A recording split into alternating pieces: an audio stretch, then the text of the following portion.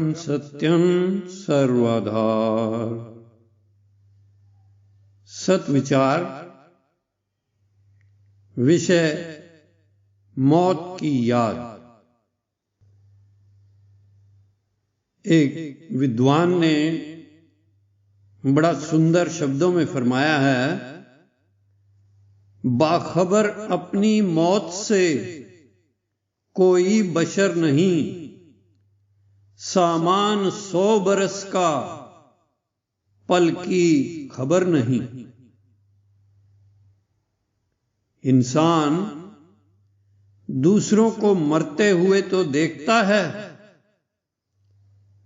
उनकी अर्थी के साथ शमशान में भी जाता है, लेकिन इसे अपना मरना याद नहीं आता। यह नहीं समझता कि इसे भी एक दिन ऐसे ही जाना होगा। महाराज जी वाणी में फरमाते हैं, और का मरना देखता अपना मरण बुलाए, यही गफलत धार के बेहद पाप कमाए। जिसको अपनी मौत याद नहीं, वह अच्छे कामों को आगे के वास्ते टालता रहेगा। फिर कर लेंगे, अभी तो बहुत समय पड़ा है, जब बूढ़े होंगे फिर भजन कर लेंगे। अभी तो संसार के सुख भोग लें, अभी तो बहुत जिम्मेदारियां पूरी करनी बाकी हैं। लेकिन ये नहीं पता कि कब शरीर की हवा निकल जाए, कब काल का बुलावा आ जाए। गुरबाणी में आता है, काल ब्याल सिर पर है डोले, मुख पसारे नित,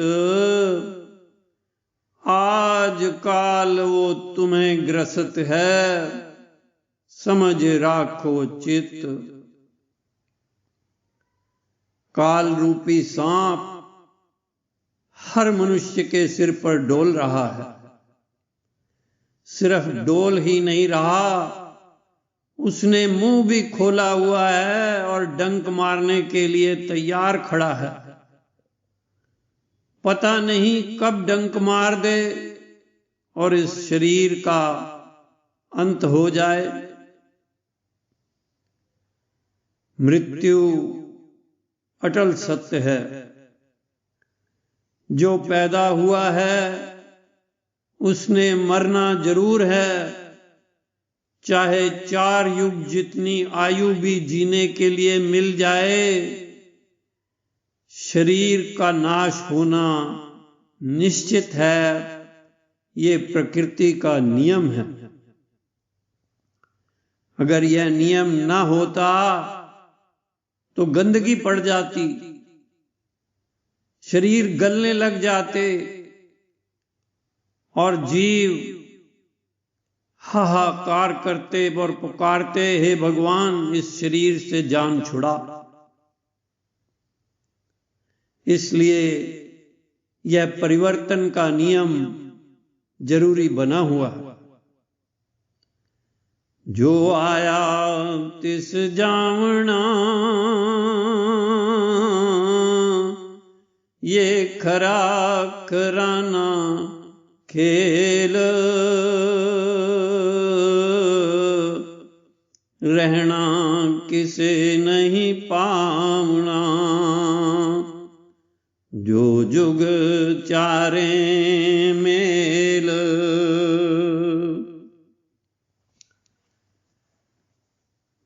वैद धनंतर मर गया लुकमान हकीम हाजी गाजी ना बचे, खा गया काल गनीम। पीर पैगंबर औलिया राजा राणा मीर, काल सभी को खा गया, देखत ना शरीर। डॉक्टर, हकीम, वैद सबको मौत तो आती ही है। यहां तक कि पीर, पैगंबर, औलिया, राजा, राणा सबको काल खा जाता है। वह यह नहीं देखता कि कौन राजा है या कौन भिखारी है। यहां तक कि वाणी में आता है, श्री महाराज जी की वाणी में आता है, समय पाए विरंच विनाशे, समय पाए शिव को काल ग्रासे, समा पाए विष्णु दे त्यागे, बच ना सके कोई काल के आगे।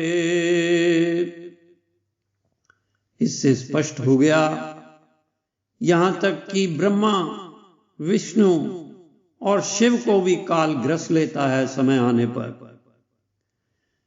श्री महाराज जी हमें भी चेतावनी दे रहे हैं, कह रहे हैं मौत को हमेशा याद रखो। वाणी में आप फरमाते हैं, यहां तो बैठे हो बन सरकार, आगे दरगाह में होवे दृगकार। यहाँ तो भोगें भोग मन माने, आगे अग्नि नर नरक पछाने। यहाँ तो बैठे हो बन वड परिवारी, आगे लेखा केवल सिर भारी। यहाँ तो हुआ अरब खरब का वाली, अंत को चला हाथ ले खाली। यहाँ तो हुक्म सब पर फरमावे, अंत को बांधा विच दरगाह जावे। या तो देखे ना कोई आप समान, अंत को देखे जम अति बलवान। श्री महाराज जी आगे चेतावनी दे रहे हैं, उस घड़ी की करो पहचान, जब ये काया जले अगन मचान। उस घड़ी का करो विचार, जब त्यागें देही घर बार। उस पलक का करो ध्यान,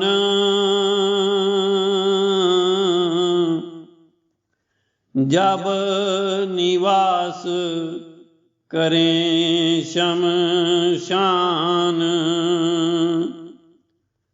वक्त अखीर मन माही विचार, जब नर छोड़ें भरे अंबार। अंत काल की करो तैयारी, कोई न संगी उस घड़ी विचारी। बड़े बड़े मानी और बड़े साहिब तदबीर,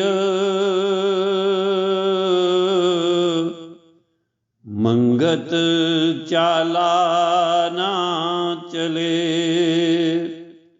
जब काल ग्रास शरीर।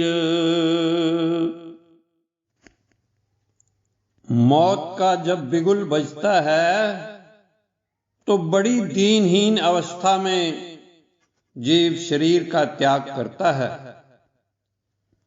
क्या राजा, क्या रंक, क्या गरीब, क्या अमीर, काल के आगे सभी की ऐसी ही दशा होती है। राजा सिकंदर के बारे में आपने सुना होगा। राजा सिकंदर सारे संसार को जीतने का संकल्प लेकर, यानी विश्व सम्राट बनने का सपना लेकर घर से निकला था। लेकिन जब मौत सिराने आ खड़ी हुई तो वह कितना लाचार और बेबस था, उसकी इस दर्दनाक दास्तान से पता चलता है। यह दर्दनाक दास्तान हृदय में वैराग पैदा करने वाली है, मौत के दर्शन करवाने वाली है। मौत के वक्त सिकंदर ने हकीमों से यूं कहा, मौत से मुझको बचा लो करके मेरी कुछ दवा। सर हिलाकर यूं कहने लगे कि ऐ शाहे जहां, मौत से किसको पनाह मिली, आती है सबको करने फना। मौत के वक्त जब सिकंदर का इलाज करते करते सब हकीम हार गए तो हकीमों से सम्राट सिकंदर कहने लगा, कैसे भी करके दवा से, इलाज से मुझे मौत से बचा लो। लेकिन सब हकीम सिर हिलाकर न करते हुए कहने लगे, हे संसार के शहंशाह, मौत से कोई बच नहीं सकता। यह तो सबको कभी न कभी खत्म करने के लिए आती ही है। जब हकीमों ने जवाब दे दिया तो सिकंदर ने अपने राज्य के अधिकारियों और नौकरों को बुलाकर पूछा, क्या कोई इस मुश्किल की घड़ी में मेरी मदद कर सकता है? सब ने एक सुर में यही कहा कि राजन, अब कोई तरकीब नहीं सूझ रही, और अकल भी जवाब दे रही है, हम मजबूर हैं, कुछ नहीं कर सकते। उनका जवाब सुनकर बड़ा मायूस हुआ सिकंदर और अपने परिवार वालों को, अपनी पत्नियों को बुलाकर कहने लगा, हे नाज़नीनो, इस मुश्किल के घड़ी में तुमसे तो वफादारी की उम्मीद है, कुछ करो, मुझे मौत से बचा लो। सर्द आहें भर के वह रोती हुई कहने लगी, कुछ न बस में है हमारे, किस तरह हम ले बचा। रोती हुई ठंडी आहें भरती हुई सब कहने लगी, मौत से बचाना हमारे बस की बात नहीं, कैसे बचा लें आपको।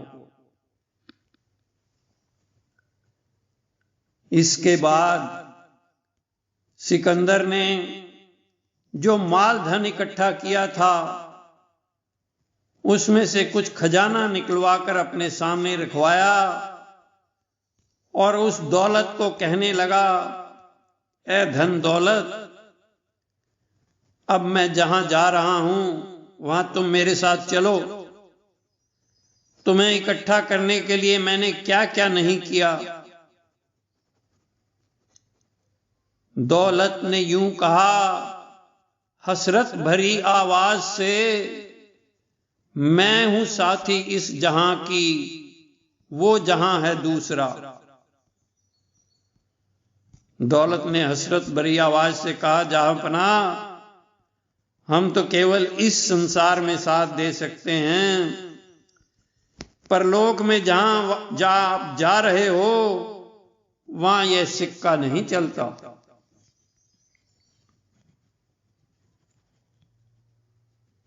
माल, धन, परिवार, नौकर, हकीम आदि सब ने जब जवाब दे दिया तो शहंशाह सिकंदर की आंखों में आंसू आ गए और रो रो कर कहने लगा, अब तो मुझे अकेले ही जाना पड़ेगा। इस मुश्किल की घड़ी में मेरा कोई साथी नहीं दिख रहा।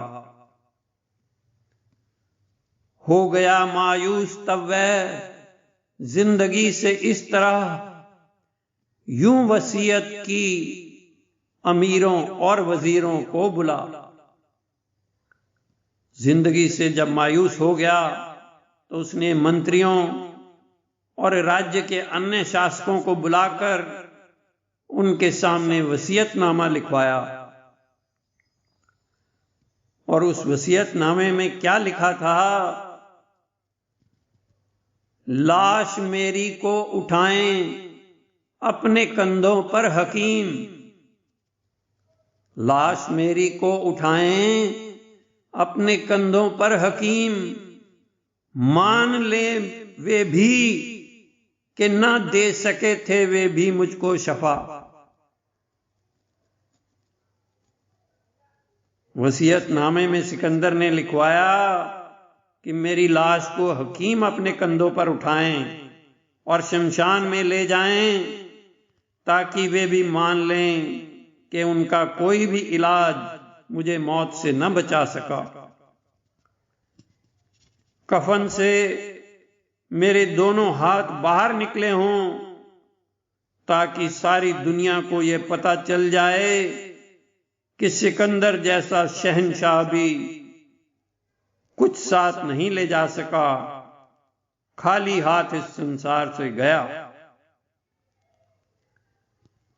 वसीयतनामे में आगे लिखवाया, मेरी अर्थी के साथ हीरे जवाहरात, लाल आदि कीमती वस्तुएं छकड़ों में भरकर साथ ले जाना और घर परिवार वाले छोटे बड़े सब, पत्नियां, वजीर, नौकर आदि सब अर्थी के साथ चलें ताकि सबको पता चल जाए कि इस मुश्किल की घड़ी में कोई कुछ न कर सका। यह वसीयत कर चुका तो रूह ने किया तन से परवाज, इस जहां को छोड़कर वह शाह आगे चल पड़ा। जब वसीयतनामा लिखवाया जा चुका तो सिकंदर के प्राण निकल गए और उसकी जीवात्मा इस संसार को छोड़कर आगे चल पड़ी। शहंशाह सिकंदर की अर्थी तैयार करवाई गई और जैसा जैसा उसने वसीयत में कहा था सब वैसा ही कर दिया गया।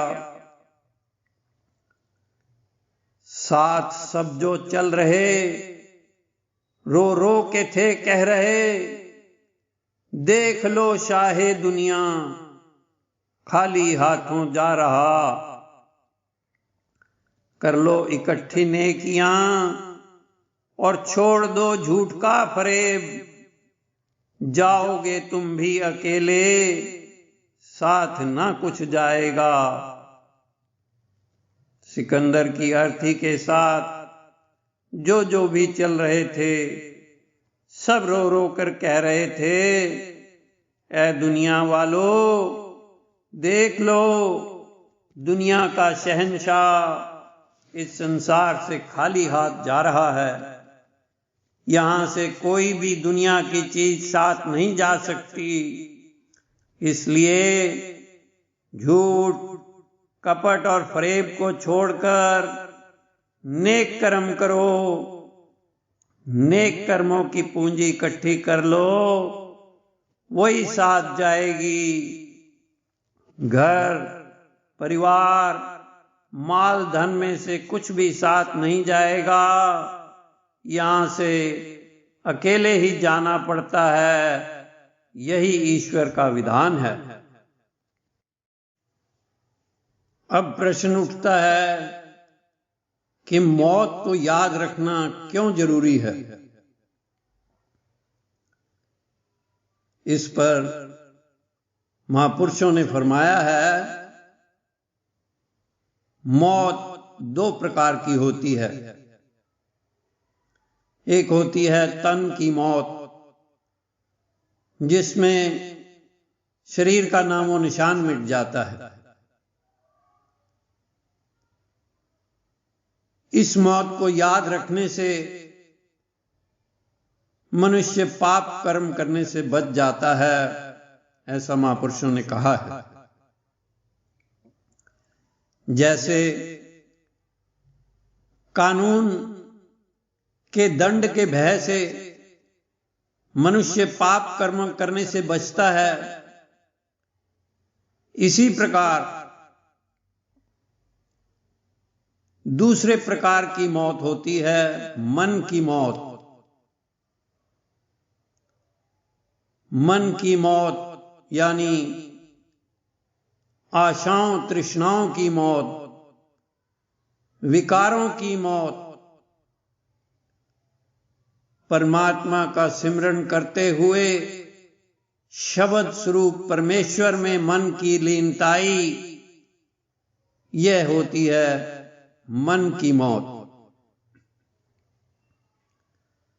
इसके बारे में श्री महाराज जी ने वाणी में फरमाया है, मरना तो निश्चय होवे, जो जीवे वरख हजार। मरने से पहले मरे, ले तत् ज्ञान विचार। मरना मरना सब कहें, मरना न जाने कोई। एक बार ऐसे मरो, फिर ना मरना होए। ऐसा भी कोई मरना होता है कि एक बार मरने के बाद फिर दोबारा मौत नहीं आती। इसको एक घटना के जरिए समझते हैं। संत एकनाथ जी के सत्संग में एक बार एक सेठ जी आए, बैठकर सत्संग सुना, विचार अच्छे लगे,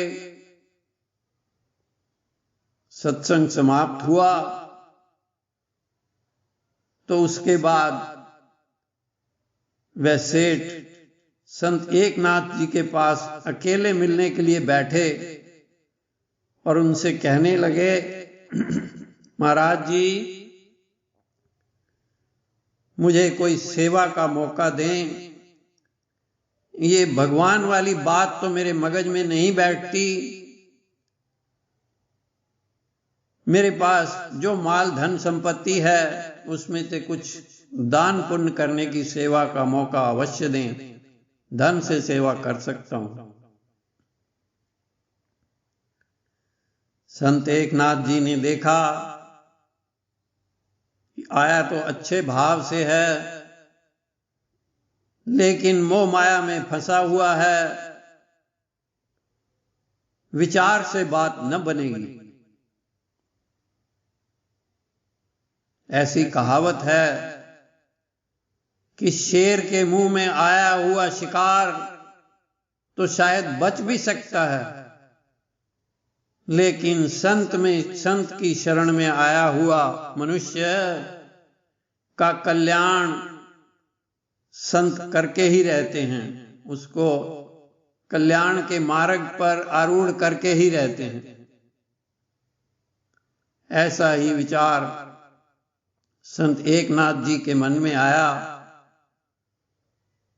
उन्होंने सेठ के मस्तक की ओर देखकर कहा, सेठ जी, तुम तो 7 दिन में मरने वाले हो। सेठ जी उनकी बात सुनकर एकदम सन्न रह गए। मन में विचार आया, ब्रह्मज्ञानी संत हैं, इनका वचन मिथ्या नहीं हो सकता, मृत्यु तो निश्चित आएगी। इतना सुनकर बड़े मायूस होकर वे घर लौटे।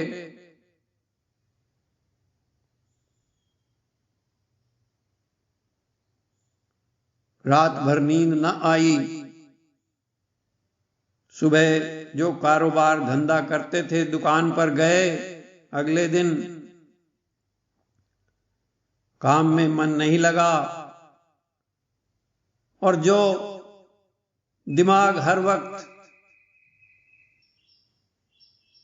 दुकान पर बैठे बैठे जो विचार हर वक्त चलते रहते थे, ऐसा कर लूं, ऐसा बिजनेस बढ़ा लूं तो इतना धन हो जाएगा, ये प्रॉपर्टी खरीद लूं तो इतना संपत्ति हो जाएगी, इस तरह के कामनाओं के विचार जो हर वक्त दिमाग में चलते रहते थे, वे सब काफूर हो गए, दूर हो गए।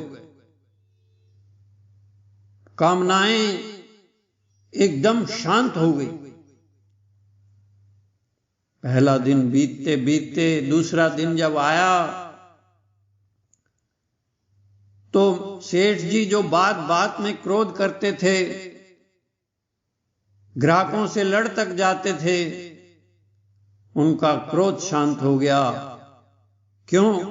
क्योंकि अब पता था कि 7 दिन में मौत होने वाली है। तीसरा दिन बीतते बीतते लोभ शांत हो गया। जो कारोबार वगैरह था उन सब का हिसाब किताब अपने बच्चों को सौंप दिया, चाबियां उनको संभाल दी। लोभ के विचार एकदम गायब हो गए। चौथे दिन मोह भी शांत हो गया। और 5वें दिन अहंकार का तो नामो निशान नहीं रहा।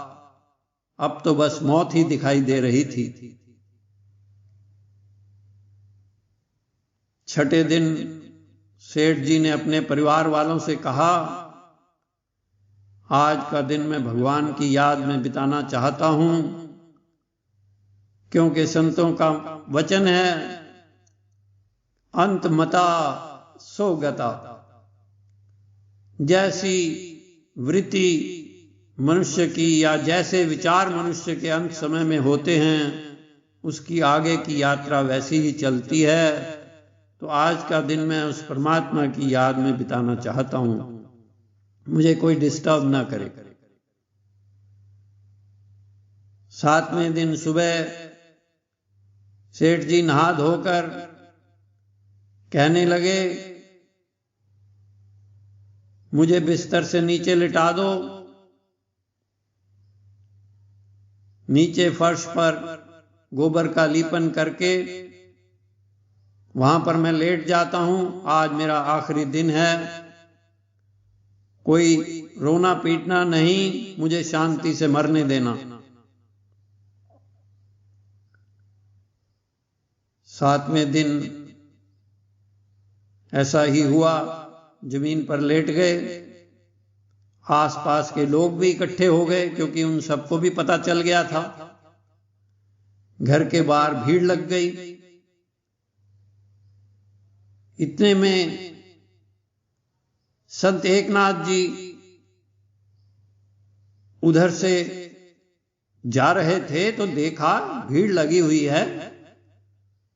पूछा, किस बात की भीड़ लगी है? इतने में अंदर से सेठ के पुत्र बाहर निकल कर आए, संत एकनाथ जी को प्रणाम किया और कहने लगे कि सेठ जी आपके सत्संग में गए थे, आपने इनको बताया था कि 7 दिनों में मरने वाले हो, तो आज 7वां दिन है। पिताजी जमीन पर लेटे हैं। संत एकनाथ जी अंदर गए और कहने लगे, मृत्यु तो सभी की 7 दिन में ही होती है। सप्ताह में 7 दिन होते हैं। कोई सोमवार को मरता है, कोई मंगलवार को मरता है, कोई बुधवार को मरता है, कोई बृहस्पति, शुक्र, शनि या इतवार को मरता है। इन सप्ताह के 7 दिनों में ही सभी की मौत होती है। 8वां दिन तो कोई है ही नहीं। सेठ जी, आपको 7 दिन में मरना याद आ गया, लेकिन ये बताओ कि इन 7 दिनों में तुमने क्या महसूस किया? सेठ जी कहने लगे, पहले दिन तो कामनाएं गायब हो गई, दूसरा दिन बीतते बीतते क्रोध, तीसरे दिन तो लोभ का नामो निशान नहीं रहा। मोह और अहंकार चौथे और 5वें दिन में गायब हो गए। अब तो केवल मौत ही मौत सामने दिखाई पड़ रही थी। 7वां दिन आने का इंतजार था। संत एकनाथ जी कहने लगे, बस यही मैं समझाना चाहता था। मनुष्य मौत को याद रखे तो विकारों से निर्विकार होकर प्रभु की याद में लग जाता है और ऐसा जीवन प्राप्त कर लेता है जिस मरने ते जग डरे। मेरे मन आनंद मरने ते ही पाइए। पूर्ण परमानंद जिस मरने ते जग डरे। मेरे मन आनंद, मरने ते ही पाइए पूर्ण परमानंद।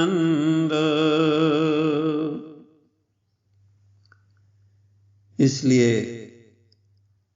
महाराज जी ने भी वाणी में फरमाया है, एक मरना मन याद कर,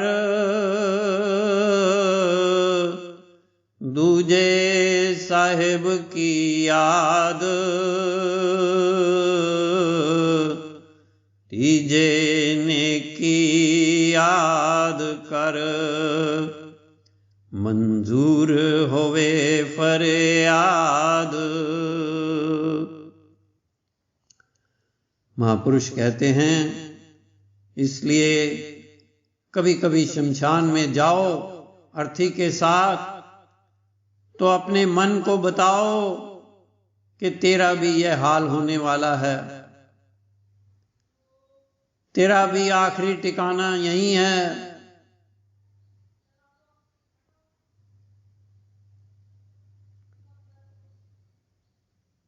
कबीर जी भजन करने शमशान में जाया करते थे। उनकी माता उनसे पूछती, बेटा भजन करने के लिए, परमात्मा को याद करने के लिए कोई मंदिर में जाता है, कोई गिरजाघर में जाता है, कोई मस्जिद में जाता है, लेकिन तू शमशान में जाता है, वहां ऐसा क्या है कि तुझे परमात्मा की वहां याद आती है? कबीर जी आगे से कहते हैं, मां जब शमशान में भजन करने बैठता हूं तो सामने मौत दिखाई देती है। मौत की याद ही मुझे परमात्मा की याद में लीन करने में मदद करती है। श्री महाराज जी भी थट्टा में शमशान में तप करते रहे हैं। आपके मुखारबिंद से वहां वाणी भी प्रकट हुई है। इसलिए सोना मनो विसार के, उठ जीवन को संभाल, जो करना सो कर लियो,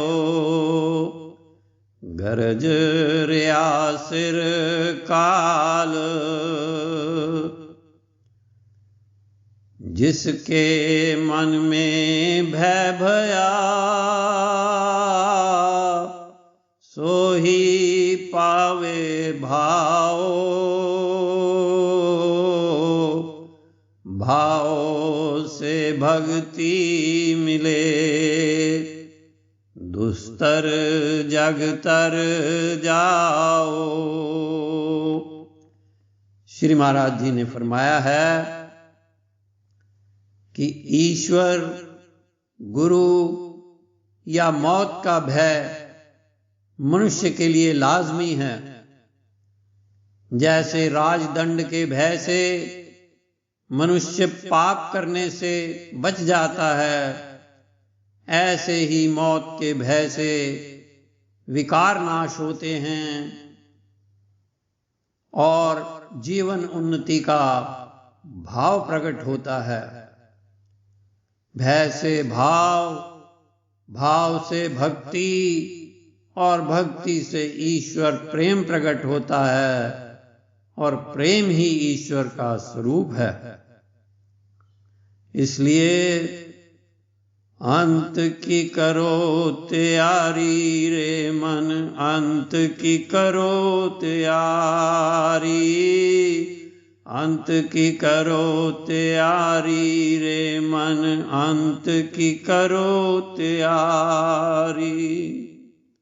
ओम ब्रह्म सत्यम सर्वधा।